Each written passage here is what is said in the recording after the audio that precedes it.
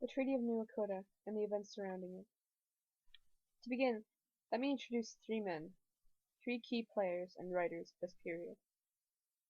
The first of them is Elias Boudinot, the writer and publisher of the Phoenix, the only Cherokee syndicated newspaper, written in both Cherokee syllabary and English.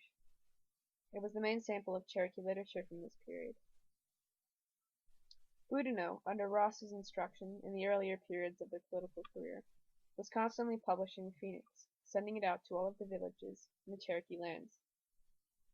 He was in charge of keeping the people informed and hopeful. Next on the list is John Ridge. John Ridge was a strong supporter and secretary to John Ross. At one point in John Ridge's career, he apparently lost hope for the Cherokee cause of maintaining their lands, and switched sides politically. Lastly is John Ross, often called the father of the Cherokee in this time period. He was 1/8 Cherokee, his father was Scots-Irish, and his grandmother was a half-blood from a powerful tribe. The favorite among the Cherokee people, he was their main political leader. During the conflict over the Treaty of Echota, he restrained assassination attempts on his political enemy, John Ridge, and made trip after trip, informing the people of the goings-on, and always repeating the same message: unity.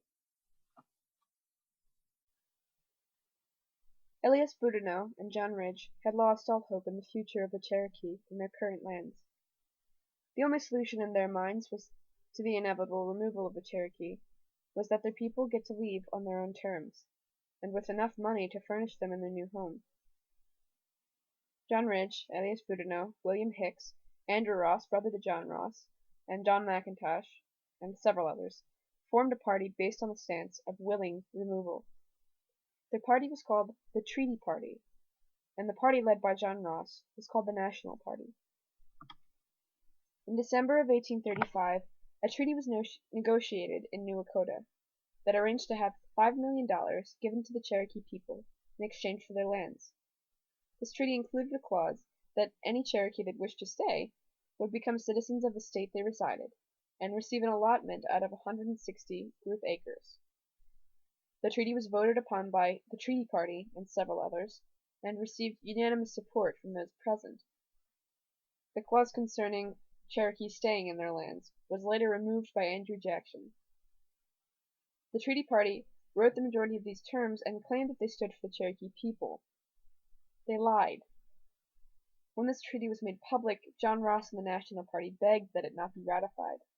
They claimed that they were the true representatives of the Cherokee, and that they did not approve of this treaty.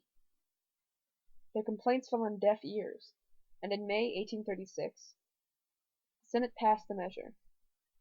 It won by a single vote. Ross petitioned and managed to gather the signatures of almost all of the Cherokee Nation, including women and children. At that time it consisted of about 16,000 people. This petition was ignored.